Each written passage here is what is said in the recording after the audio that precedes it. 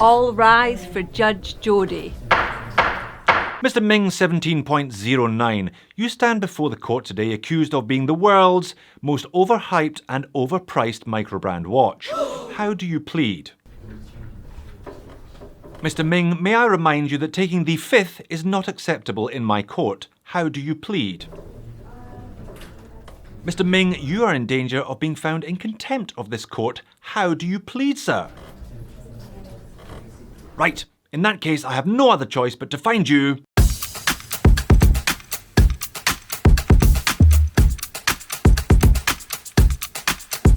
Hello and welcome to Just One More Watch. Yes indeed, welcome today to my first encounter with an independent watch brand that is something of an urban legend.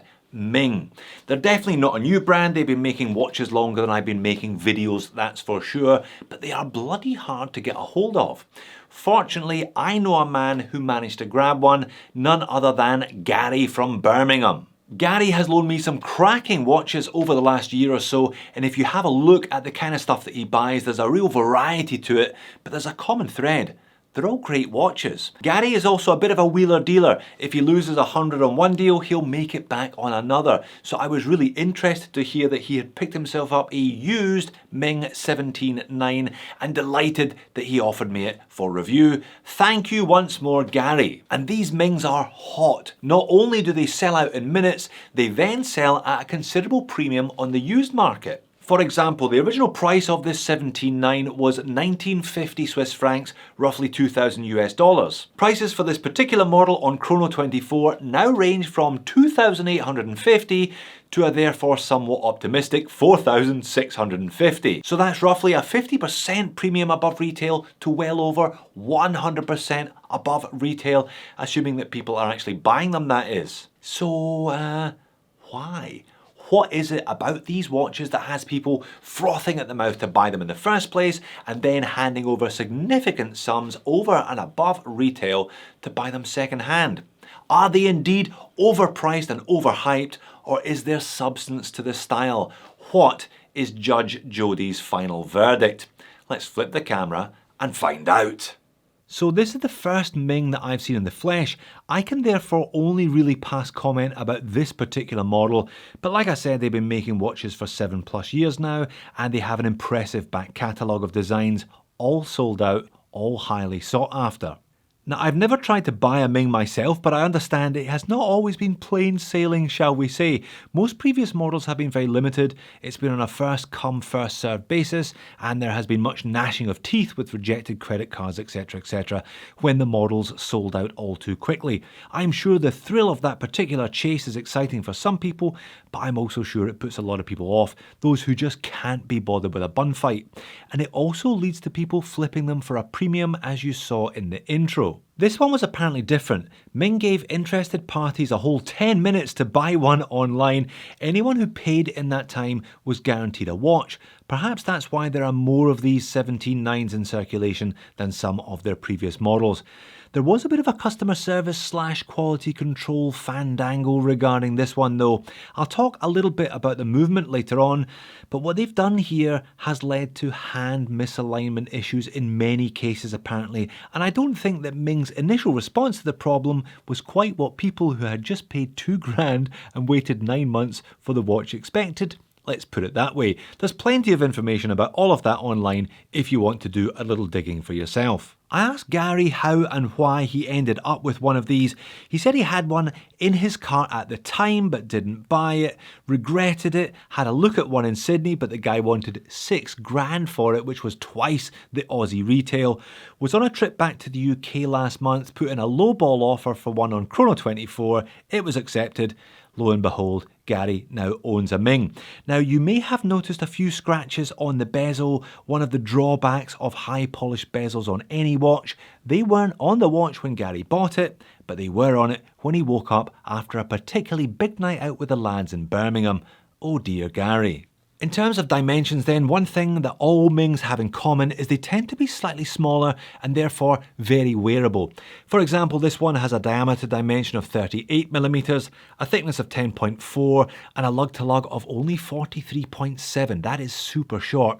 20mm lug width though, and on the supplied strap it weighs in at 71 grams. The case is 316L stainless steel and pretty simple in its construction, to be honest. There's very fine brushing to the mid case and a high polish to the fixed bezel and upper lug surfaces. The case back is screw on and also brushed, and I do like that little crown. It isn't screwed down, but it's nice and chunky. They claim 100 meters of water resistance from the use of triple crown gaskets. I have no reason whatsoever to doubt that. And Ming offer rubber straps if you do want to turn this one into a bit more of an all-rounder.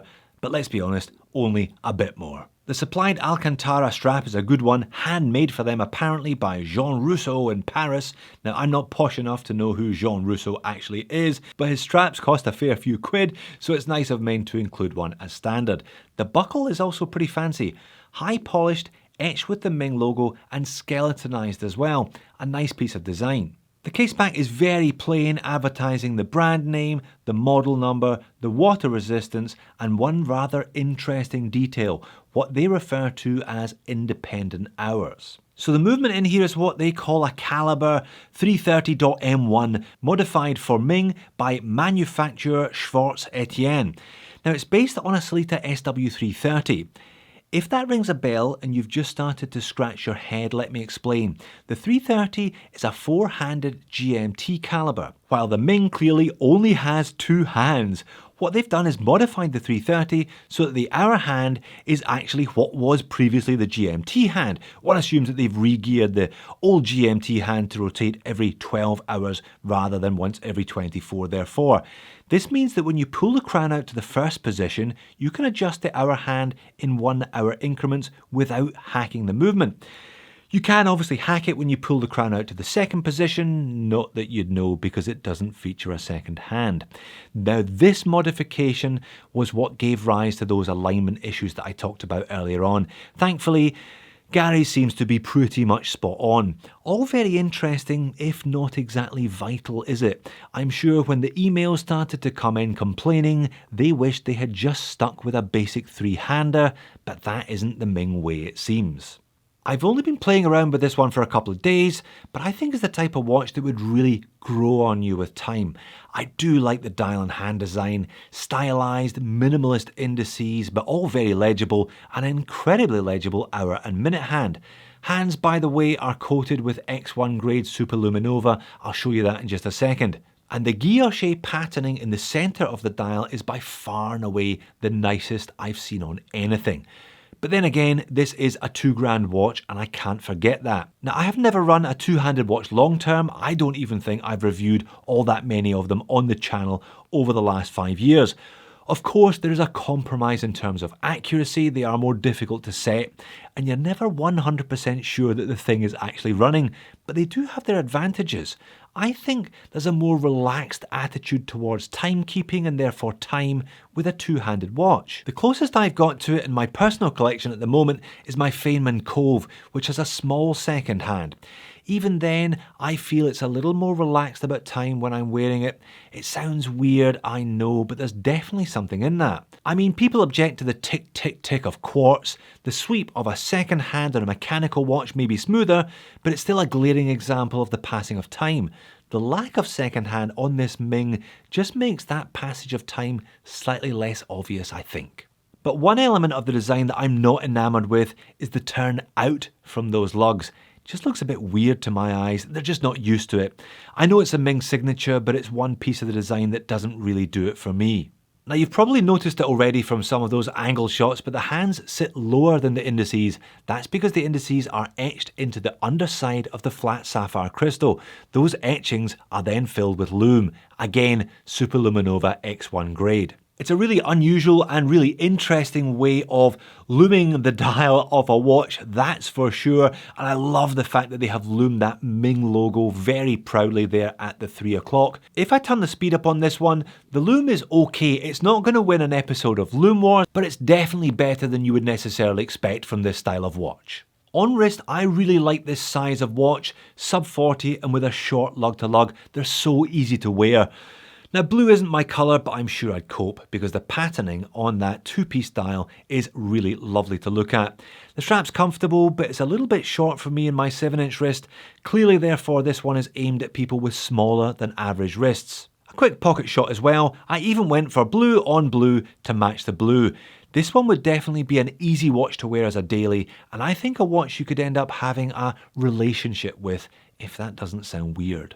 Moans and niggles then. Well, as Gary found out to his cost, high polished bezels are very easy to scuff and scratch. Like I said, I think the strap is a bit too short for me. The buckle's in the wrong place. I would need to swap it out for something longer if I was going to wear one of these long term. And let's be honest, a £2 two-hander is not going to be for everyone. Watches generally feature second hands because for some people, life is measured in seconds. Perhaps those are the types of people who should not be buying Mings then. So what then is Judge Jody's verdict on this Ming 17-9? Well, clearly with Ming, you either get it or you don't, whatever that may be. Either you see something here that you like and you're prepared to either endure the bun fight of their ordering system or pay 50% plus more than the original purchaser for the privilege of ownership, or you don't. Personally, I like the design, I think it's really clean, and the lume inlaid sapphire blows my tiny mind. I also like the size, and it's definitely nothing other than a Ming. It's instantly recognisable. Is it overpriced? Well, I don't think it's overpriced if you can buy it at retail. Sure, there are plenty of watches that offer more specs for your cash than this one, but there are also plenty that don't offer anything like as interesting a design. And if people are queuing up to buy these, then your money is safe. It's going to hold on to its value exceptionally well. Would I pay over retail for it? Absolutely not. I'm a value-focused guy, this is a value-focused channel, and I'm guessing therefore that you're a value-focused viewer yourself. The thought of paying over retail for anything is just not something that appeals to me. I'm guessing the same applies to you. To that end, I think we can say that these are a little bit overhyped. And once the flippers and the scalpers and speculators move in on a brand, it's never great, is it? Surely the solution is for Ming to make more models like this which aren't limited in terms of numbers. That will mean that more people who want one can get one without having to resort to the grey market. Surely it would also result in more profit for Ming, which sounds like a win-win to me. So my first, albeit brief encounter with Ming has left me quietly impressed. I think that's rather the point. These are impressive watches, but they don't shout about it. They do what they do quietly in a slightly under the radar manner. You don't buy a Ming to impress people who know nothing about watches. You buy a Ming because you like them. And maybe just a little bit to impress people who do know something about watches. So there you have it. If you like the look and you can find one of these at or close to retail, then go for it. I think they're a really, really interesting watch. If you want something quirky but a little more affordable, why not check out one of the Feynman range? I'll leave video reviews of them there and there. Thanks for watching. I will see you again in a future video.